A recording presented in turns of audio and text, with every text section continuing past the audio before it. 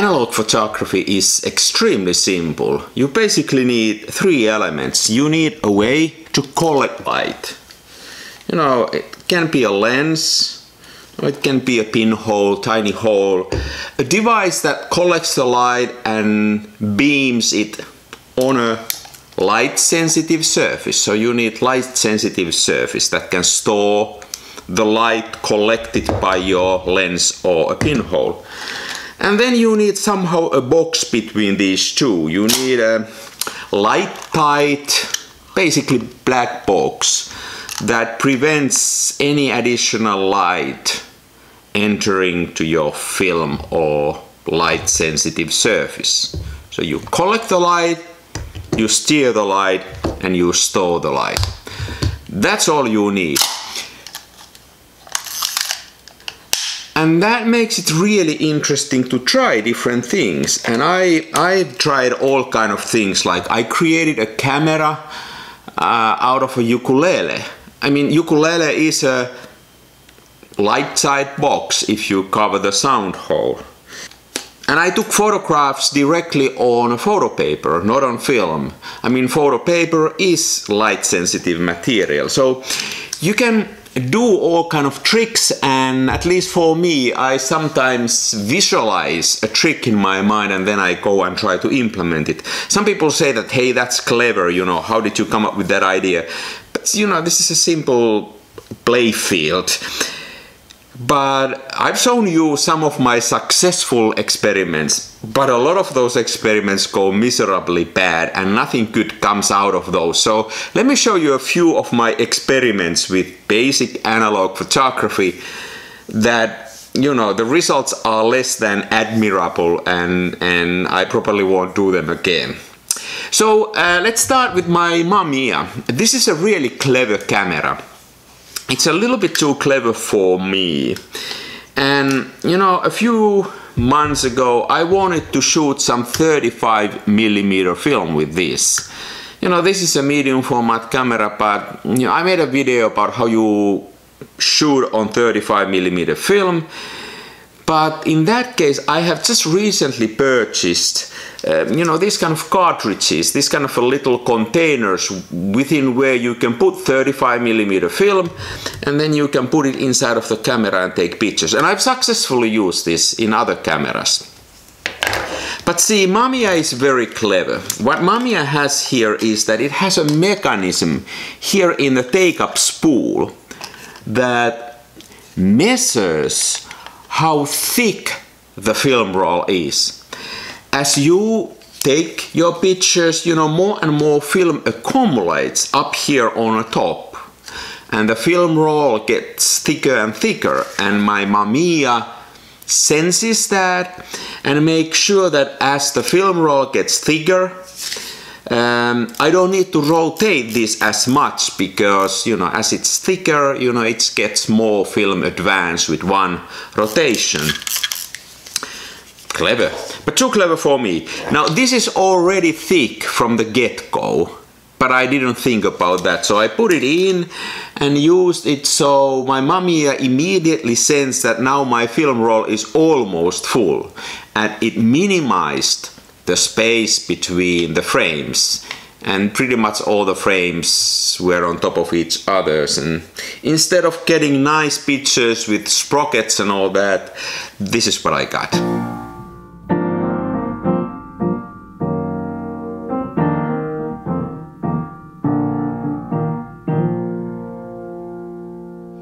So with Mamiya you can't really use these, but you gotta have a simpler camera. And that experiment didn't go that well. So then I had another idea, like Hologram. This is a very simple camera. There are no intelligence, and it doesn't measure the film advance or anything. You can do all kind of crazy things with the Hologram. So for some reason I had this idea that what if I would put this on a tripod, put it on a bulb mode, okay? And then as I'm taking the picture, I would, you know, open the shutter, then I would rotate it around the tripod, like if I would be taking a panorama picture with my iPhone, and at the same time I would advance the film. You know, I'm not sure what I was thinking about, but I thought that I might get a nice kind of a sweep or some kind of a distorted panorama or whatever, you know. Open the shutter, turn it, and at the same time move the film. Yeah, this is what I got. Not very impressive.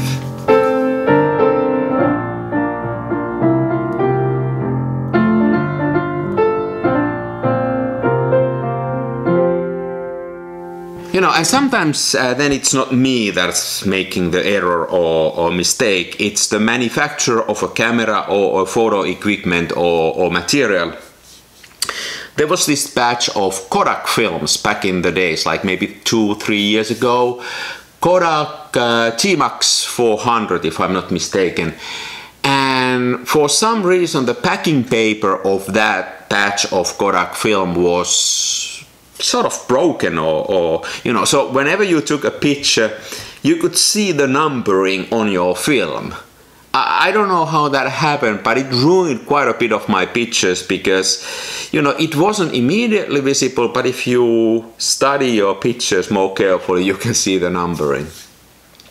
Now back at that time Kodak did the good thing. I complained about it and they sent me a box of new film. Like the very next day I got a guy at my front door hand delivering me a box of Kodak film rolls. So recently Kodak has not been serving me that well when they have messed up, like with X-Toll, but back in the days, you know, 3 years ago, they were doing that very well.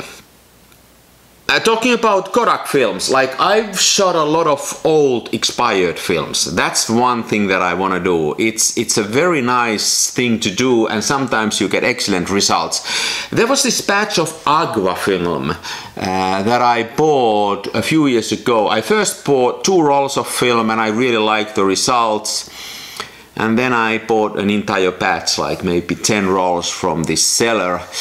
Yeah, the problem with expired film is that you can get a 1 or 2 rolls of film and then when you learn to use it and like it, then you run out of the film.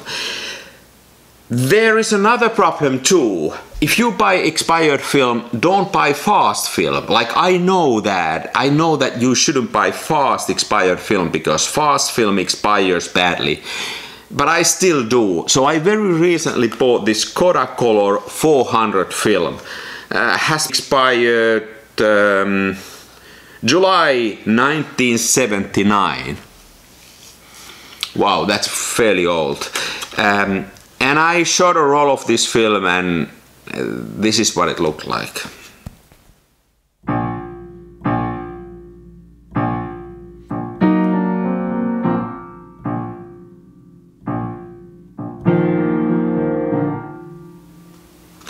Yeah, what a waste.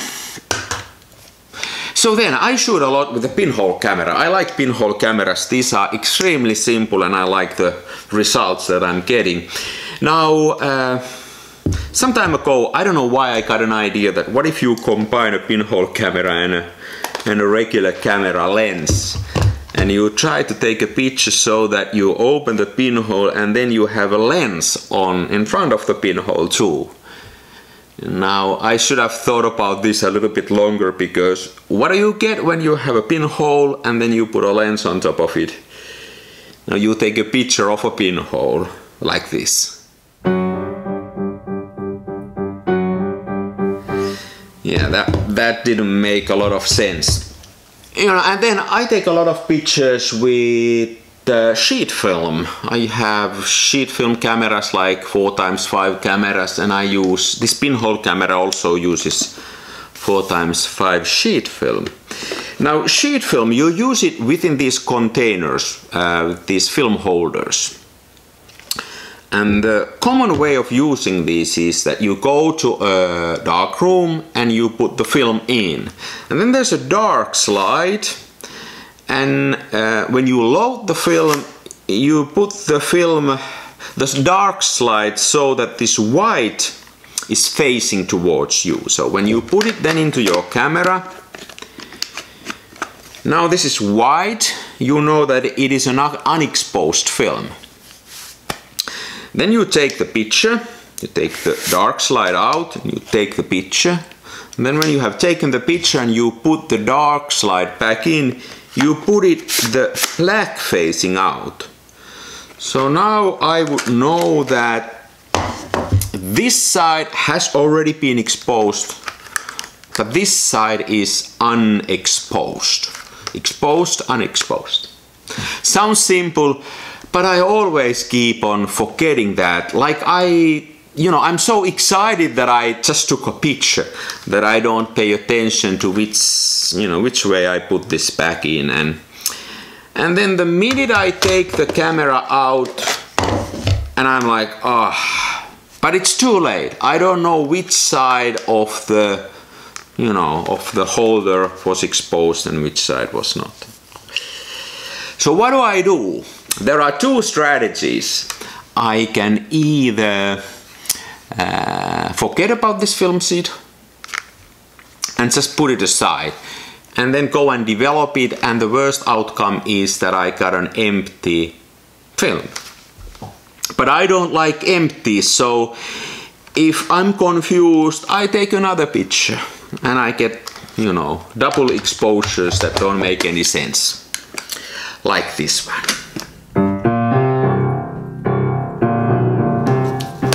So what else? Hey, I was walking the dog the other day. The sun was setting and it looked like one of those cheesy paintings, sunset paintings that you can buy from a flea market.